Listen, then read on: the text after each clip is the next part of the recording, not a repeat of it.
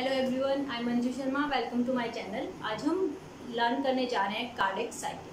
ठीक है, cardiac cycle as name shows cycle है, एक साइकिल है जिसमें एक कॉन्ट्रैक्शन है और एक रिलैक्सेशन है। इन दोनों को मिला के हम एक साइकिल बोलते हैं कार्डियक साइकिल। ठीक है, तो कार्डियक साइकिल में हम जानेंगे कि कौन कौन से इवेंट्स होते हैं। ठीक है, प्रेशर और वॉल्यूम चेंजेस कैसे होंगे।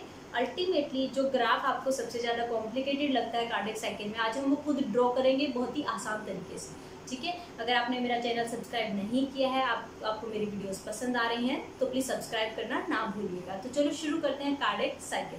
ठीक है, तो कार्डियक साइकिल हमें पता है, कार्डियक साइकिल जो है वो अराउंड 0.8 सेकेंड ड्यूरेशन का होता है। ठीक है, ऐसा क्यों है? ऐसा नहीं है कि ये फिक्स है, बोल दिया 0.8 तो 0.8 ही रहेगा, ऐसा कुछ नहीं है। बेसिकली 75 हार्ट रेट पर मिनट। ठीक है, इस रेट को अगर हम कैलकुलेट करें तो 60/75 गिव्स यू एक सेकेंड की क्या ड्यूरेशन हुई? 0.8 सेकेंड। तो हार्ट रेट वेरी करेगा, उसके अकॉर्डिंग ही हमारा duration of one cardiac cycle very करेगा। फॉर एग्जाम्पल इसको मैं 200 कर देती हूँ 75 से, राइट? तो 60/200, तो ये कार्डियक साइकिल की ड्यूरेशन हो जाएगी 0.3 सेकेंड। ठीक है, तो इस तरीके से हार्ट को कम टाइम मिलेगा और वो ऐसे पंप करेगा, फास्ट पंप करेगा। ठीक है, तो ये हो गई कार्डियक साइकिल की ड्यूरेशन। तो हमेशा हम 0.8 मतलब नॉर्मल सिनेरियो की बात करेंगे और देखेंगे कि कार्डियक साइकिल में कौन कौन से इवेंट्स हो रहे हैं। ठीक है, तो कार्डियक साइकिल 0.8 सेकेंड को कैसे डिस्ट्रीब्यूट करेंगे? अल्टीमेटली हम हार्ट के स्ट्रक्चर में देखेंगे कि चीज़ें चेंजेस कैसे हो रही हैं। ठीक है, ऑन द अदर हैंड हम ग्राफ ड्रॉ करेंगे और हम देखेंगे प्रेशर और वॉल्यूम में क्या चेंजेस हो रहे हैं।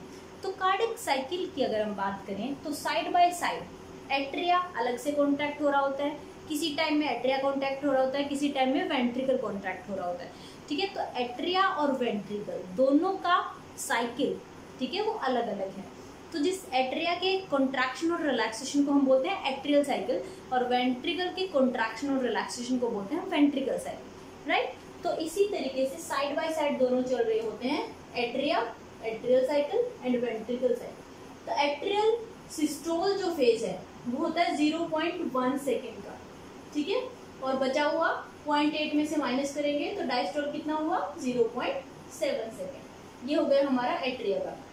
ठीक है, on the other hand ventricle का सिस्टोल फेज है 0.3 सेकेंड और वेंट्रिकल का डायस्टोल फेज है बचा हुआ पार्ट 0.5 सेकेंड। ठीक है, तो हम बेसिकली कार्डियक साइकिल को वेंट्रिकल के एस्पेक्ट में पढ़ रहे होते हैं, क्योंकि वेंट्रिकल में ही हैं जो मेजर हमारे चेंजेस हो रहे होते हैं। मेन कंट्रीब्यूटर जो है वेंट्रिकल ही होता है, वी नो दैट, है ना? स्ट्रोक वॉल्यूम जो है वो वेंट्रिकल की वजह से ही बाहर जाती है। तो वेंट्रिकल में हमें चेंजेस पढ़ने हैं। एट्रिया में वैसे भी चेंजेस कुछ खास नहीं हो रहे होते, 0.1 सेकेंड के लिए वो सिस्टोल में जाएगा और वो पार्ट हम डिस्कस सेपरेटली इसलिए नहीं करते क्योंकि वो वेंट्रिकल में आ जाता है। ठीक है, तो वन बाय वन आप जब देखेंगे तो आपको पता चलेगा कि कैसे छोटे छोटे इवेंट्स डिस्ट्रीब्यूटेड होते हैं। और कार्डियक साइकिल आज हम सीख के जाएंगे बहुत ही आसान तरीके से। अगर आप मेरी माने तो एक पेन पेपर साथ में ले लें और मैं जो ड्रॉ कर रही हूँ पॉज कर करके वो साथ साथ ड्रॉ करें। उससे आपको जो ग्राफ हम ड्रॉ करने जा रहे हैं वो भी बहुत अच्छे से क्लियर हो जाएगा। ठीक है, तो पहले ये हार्ट का डायग्राम है, हमें पता है, एक बार जस्ट देख लेते हैं। ये जो वॉल है ये हमारा जो 4 चैम्बर हार्ट है, ये लेफ्ट एट्रियम, ये लेफ्ट वेंट्रिकल, ये राइट वेंट्रिकल, ये राइट एट्रियम। ठीक है, तो सर्कुलेशन आएगा हमारा वेना केवा से, एक नीचे होता है एक ऊपर होता है। Superior vena cava and inferior vena cava से हमारा जो ब्लड है वो राइट एट्रियम में आएगा, है ना? राइट एट्रियम से ये ब्लड, ये क्या है? एवी वॉल। ठीक है, एवी वॉल 2 टाइप की होती है दोनों तरफ। यहाँ 3 कस्प होते हैं, ये कस्प होते हैं 3, तो ट्राइकस्पिड और एक बाइकस्पिड वॉल होती है लेफ्ट साइड। ठीक है, तो ये एवी वॉल भी बोल सकते हैं और ट्राइकस्पिड या बाइकस्पिड वॉल भी बोल सकते हैं। तो ब्लड जो है वो यहाँ आएगा। ठीक है, फिर ये क्या है? Pulmonary artery. पल्मोनरी आर्टरी में जाएगा ब्लड, यहाँ से जाएगा लंग्स में, लंग्स। ठीक है, प्यूरिफाई होके ब्लड आएगा पल्मोनरी वेन के थ्रू।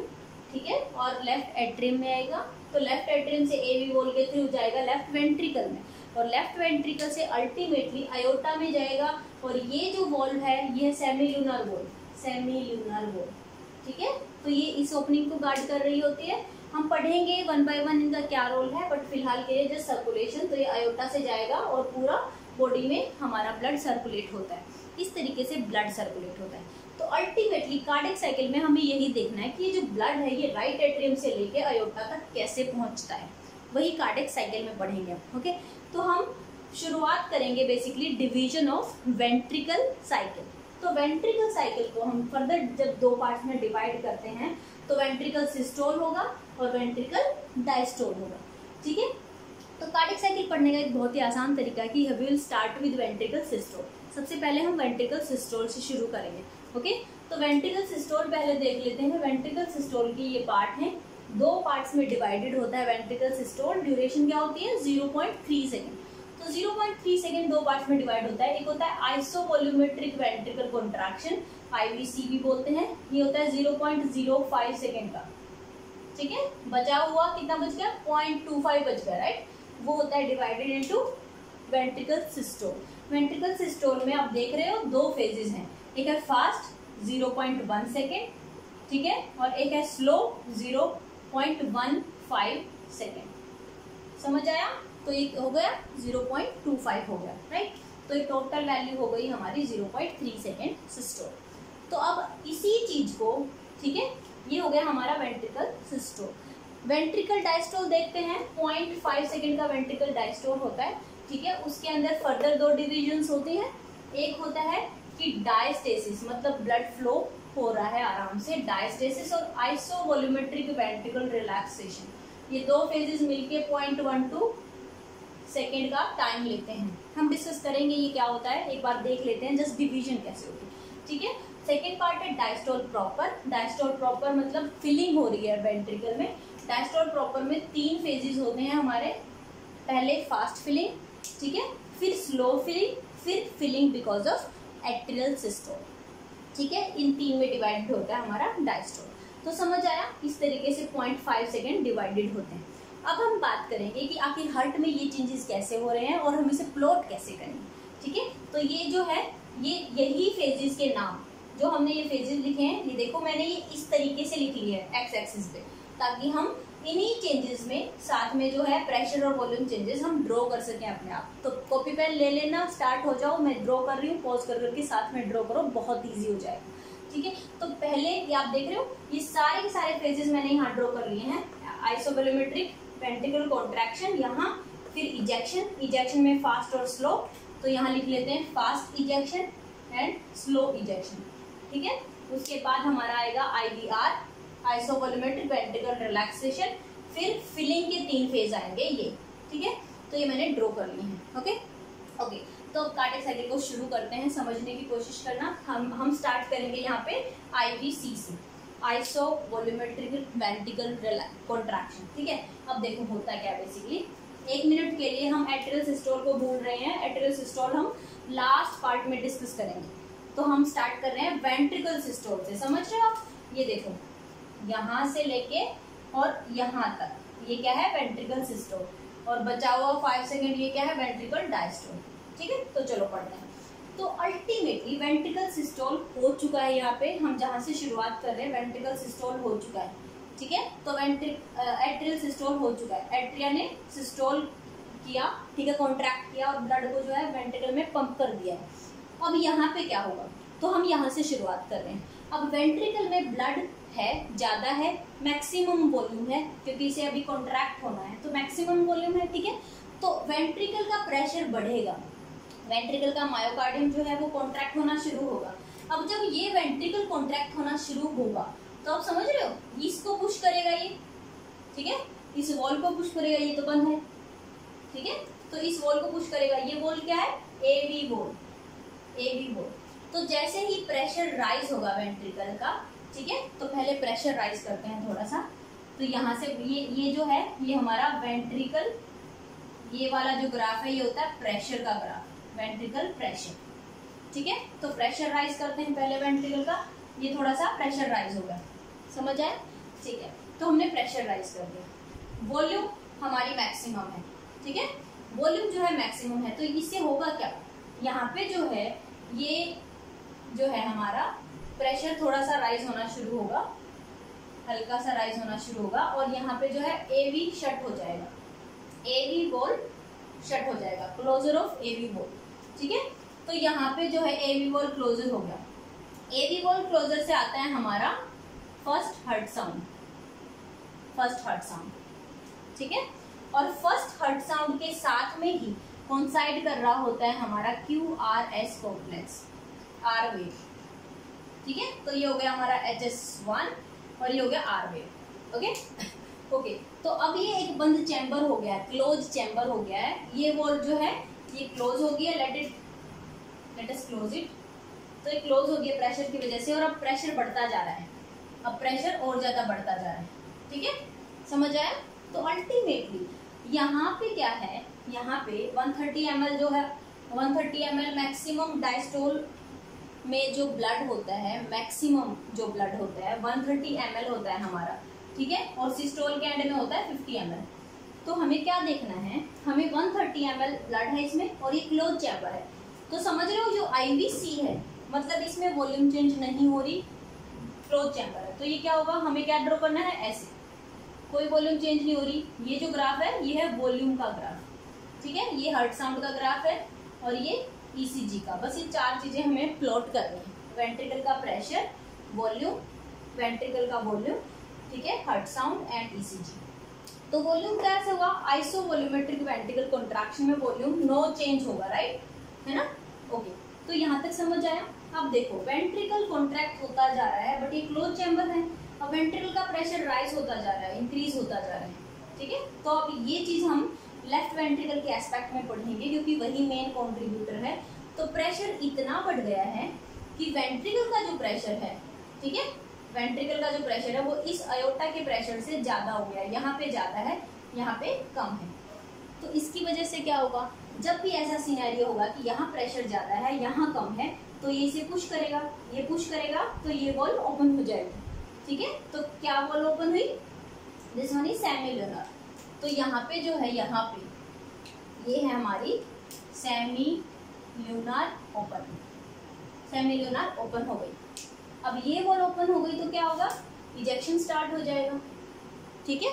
तो सबसे पहले जब ज्यादा वॉल्यूम होगा तो there will be fast ejection, ठीक है, इसीलिए फास्ट इजेक्शन फेज, फिर स्लो इजेक्शन।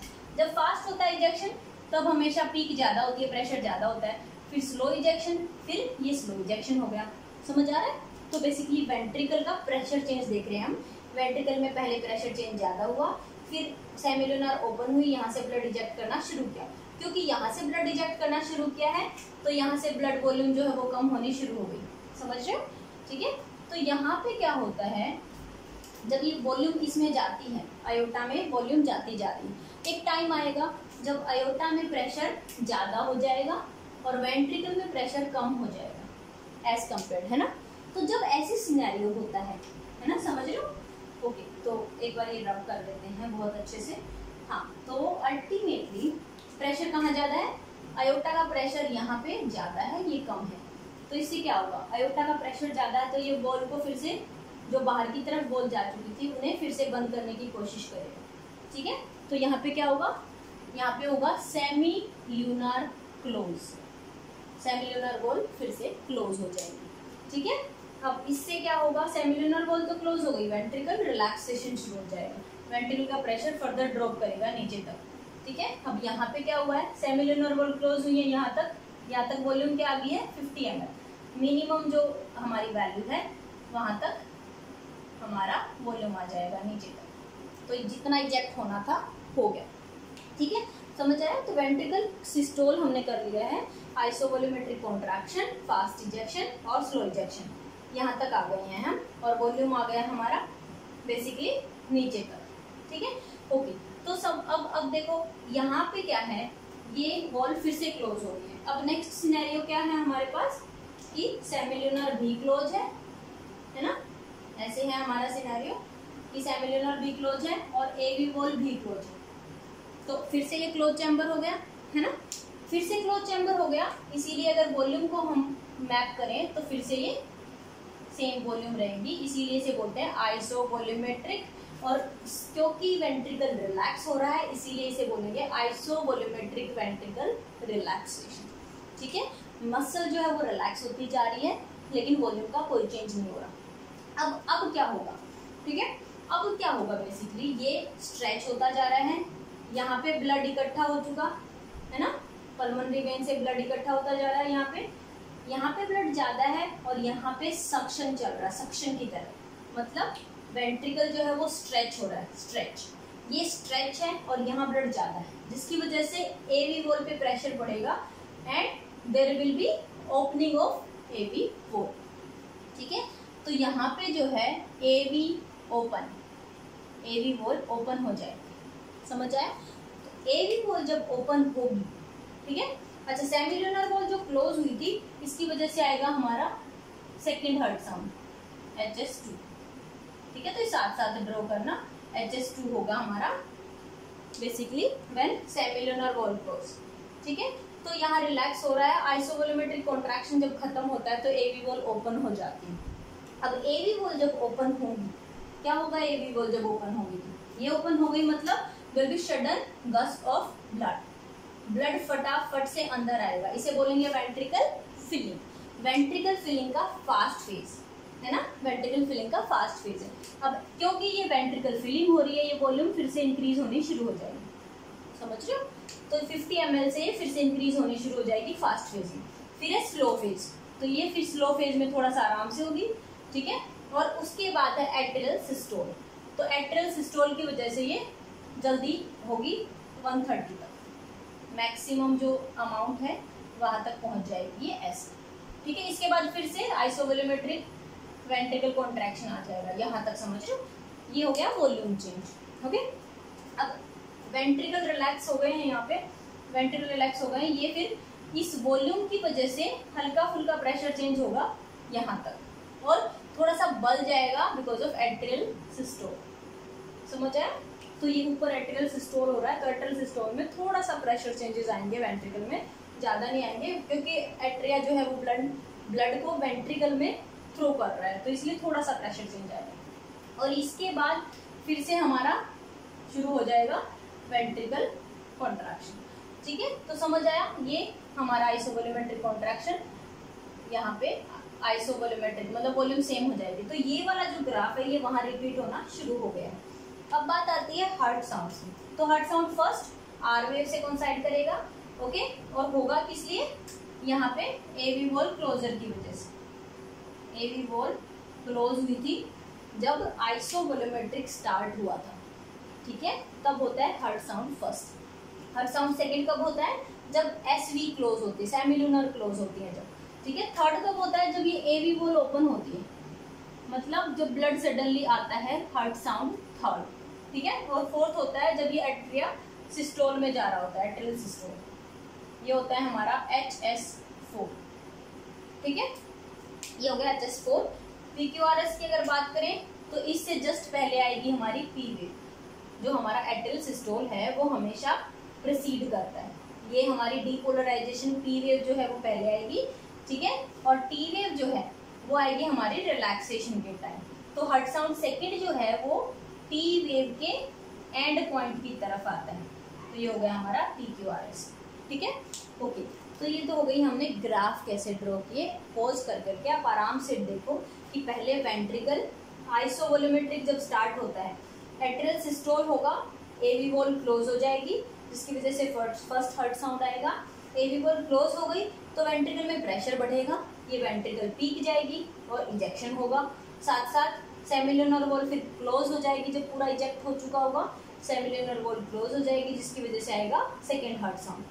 क्लोज हो गई तो आइसोवोल्यूमेट्रिक हो गया ये, और फिर एवी वॉल जब ओपन हुई तो फिलिंग स्टार्ट हो गई। अब फिलिंग के 3 फेजेस हैं, पहले फास्ट फिलिंग होगी क्योंकि एट्रिया में पहले ही ब्लड है, तो fast filling, then slow filling, और देन उसके बाद बचा कुचा जो है वो एट्रियल सिस्टोल की वजह से फिलिंग होगी। तो ये सारे फेजेस जो है वेंट्रिकल फिलिंग चल रही है, इसीलिए वॉल्यूम जो है 50 ml से 130 ml तक जाता है।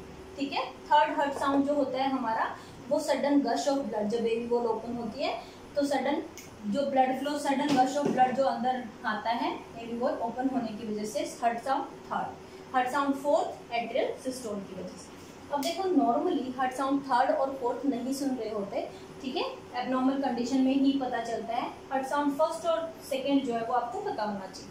तो फर्स्ट है कंसाइड विद आर वेव और सेकेंड है कंसाइड with end of T wave. Okay, तो ये तो हो गया डायग्राम जिसे हम बोलते हैं विगर्स डायग्राम।